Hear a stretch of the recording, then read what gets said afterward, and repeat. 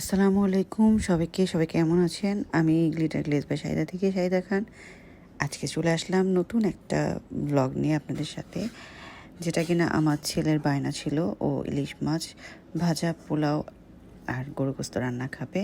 তো যেহেতু দিনটা আজকে ফ্রাইডে ছিল, তো আজকে ছেলের বায়নাও ছিল, তো করে ফেললাম ইলিশ মাছ ভাজা, সাথে পোলাও, তার সাথে ছিল গরু গোস্ত আলু দিয়ে রান্না করা। তো ভাবলাম ছোটো একটা ভিডিও করে আপনাদের সাথে শেয়ার করিয়ে দিই, যেহেতু আমার ছেলের বায়না ছিল। তো দেখতেই পাচ্ছেন আমার রান্না অলমোস্ট শেষ, এখন খাবারের রিভিউ নেওয়ার পালা। তো চলুন দেখে নিই।